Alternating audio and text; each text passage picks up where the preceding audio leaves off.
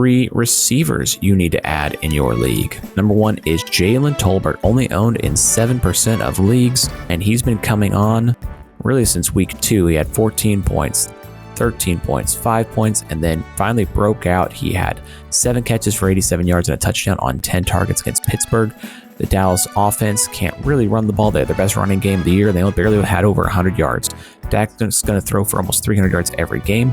They're going to have a negative game script against Detroit. He is definitely someone who, especially with Brandon Cooks out for the next 3 weeks, at least being on IR, he is someone that I think will be in a great spot to take over that wide receiver 2. And Cooks hasn't really been good this season, so this is a chance in a pass-heavy offense to really take over a strong role.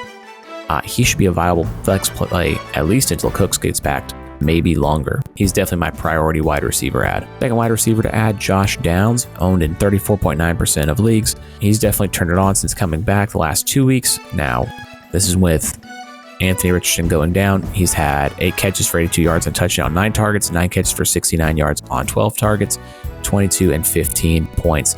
15.9 points. He's someone that we wanted to add. I was telling a couple weeks ago, and when he's on the field, he's doing great things. He led the team in targets last week. He had 25% target share in the first game of the season with Anthony Richardson. Week 6 against Tennessee, they do allow the fewest fantasy points to wide receivers, but still hard to get someone who's getting 8 to 10 targets a game on your waiver wire. Look to add Josh Downs this week. And then third receiver, Xavier Legette, 35% owned in ESPN Fantasy.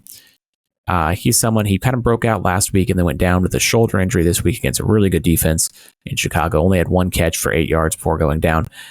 Atlanta, that matchup doesn't scare you. They rank 20th against the pass. So if he's good to go, I would fire him up. Then they play Washington, another matchup that doesn't scare you. A couple bad matchups there against New Orleans and Denver, but then Giants.